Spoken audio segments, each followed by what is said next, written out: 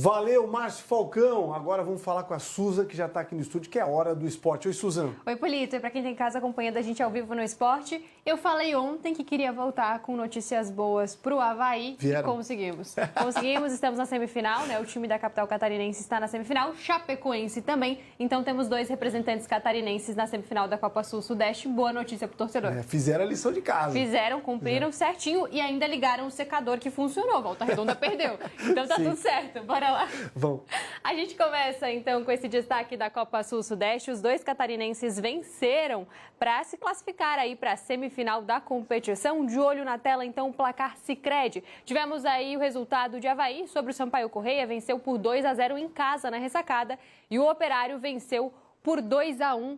A Chapecoense venceu por 2-1 o Operário fora de casa. Então, Avaí e Chapecoense estão na semifinal da Copa Sul-Sudeste e agora o Avaí enfrenta, então, no grupo B, né? E a Chapecoense segue na competição do grupo A. A gente segue de olho nesses 2 times de Santa Catarina e o time da capital também representando. E a gente vai ver como foi a partida entre Avaí e Sampaio Corrêa na ressacada. Olha só. Pelo placar de 2-0 na ressacada, o Avaí garantiu a classificação em primeiro lugar no grupo B da Copa Sul-Sudeste. O Leão da Ilha abriu o placar aos 13 minutos do primeiro tempo. Luiz Henrique cobrou a penalidade após o Wallace França ser derrubado na área, 1-0. Na segunda etapa, apesar das poucas oportunidades, Taylon cruzou e Renan Diniz, zagueiro do Sampaio Corrêa, marcou contra de cabeça. Avaí, 2-0. Com a vitória e a combinação de jogos paralelos, o time da capital chegou aos 10 pontos, mesma pontuação do Volta Redonda, que perdeu para o Novo Horizontino nessa última rodada. Pelo saldo de gols, a equipe azurra se classificou na liderança do grupo B. Os 2 times agora se enfrentam na semifinal. O jogo de ida será no Rio de Janeiro no dia 20 de maio e a volta será na ressacada no dia 27.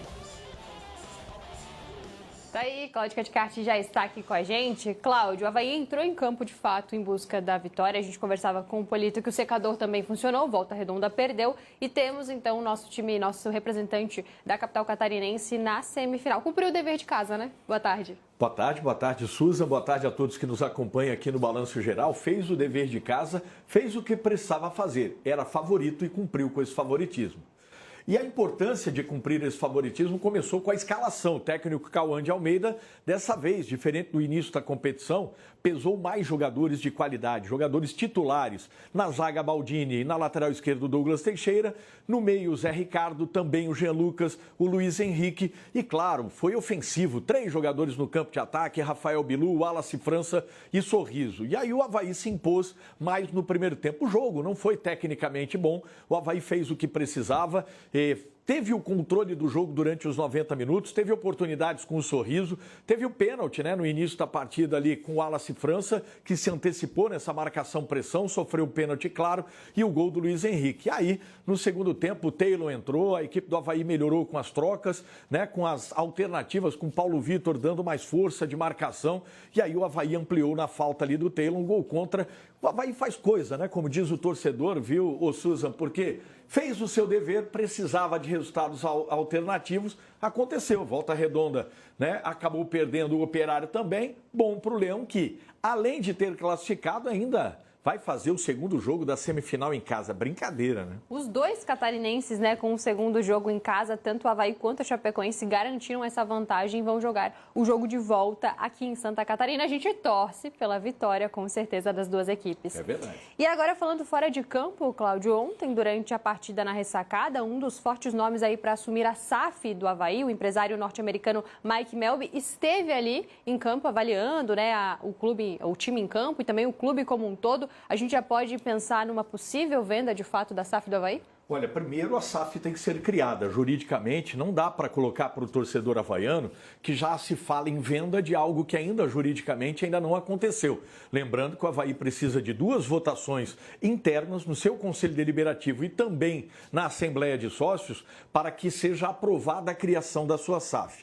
Mas a gente já sabe que desde da gestão do presidente Júlio Hertz houve uma aproximação com o empresário americano de 44 anos, o Mike Melby, né, que é dono, um dos proprietários da empresa Sunday Ventures, que é um dos patrocinadores, investidores, melhor dizendo, do Cesena, da Itália, que está na segunda divisão italiana, a Série B italiana. Ele esteve na ressacada, esteve num hotel antes, a informação do colega JP Bianchi da Jovem Pan News Floripa, com o pessoal da Genial, que é um dos parceiros comerciais do Avaí. Estava lá o tenista Guga Kirten, que é um dos sócios da Genial também.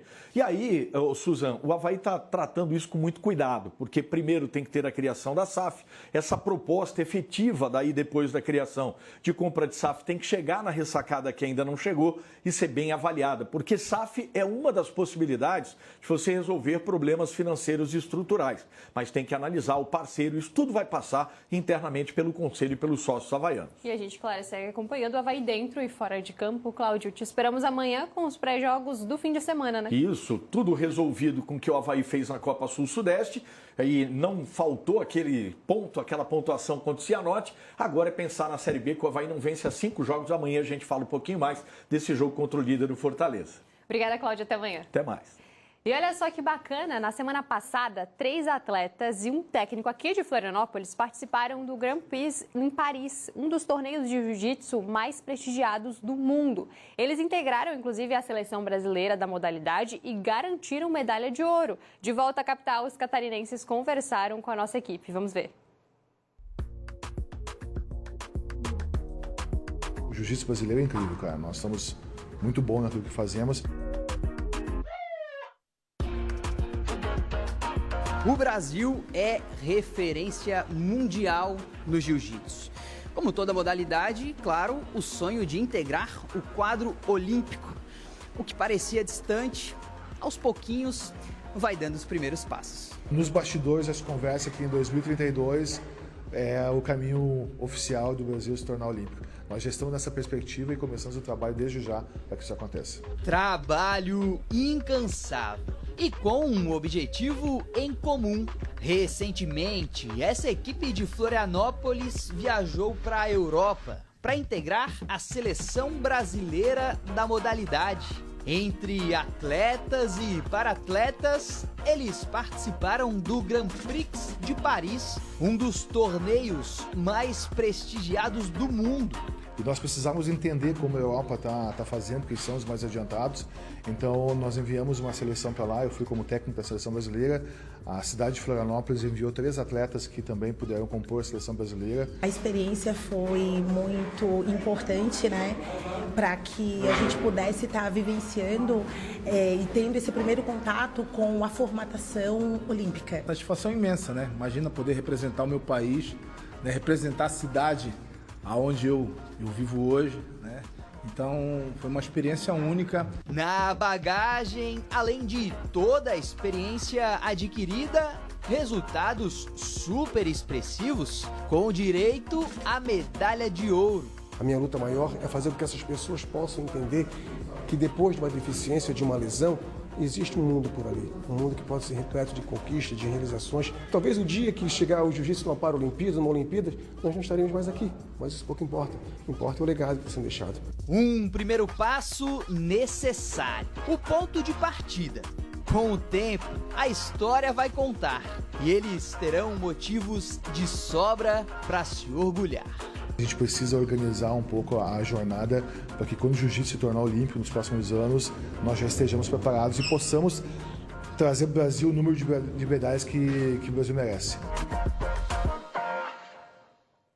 E a gente com certeza torce por isso, né? Já pensou, representantes aqui de Florianópolis nas Olimpíadas, na primeira Olimpíada aí do Jiu-Jitsu, a gente pode sonhar daqui a uns anos com certeza com a modalidade como uma modalidade olímpica, né? É muito bom ver outras modalidades também em ascensão, isso é bem legal. E valorizar esses atletas. Eles falaram com a gente antes de viajar para a Europa e falaram, a gente vai em busca aí de medalhas. E eles trouxeram, então eles cumpriram com o dever que tinham prometido, né? A gente continua torcendo por eles, com certeza. Até amanhã, Polito. Até amanhã. Parabéns, turma, que venham mais medalhas. Até amanhã. Até amanhã.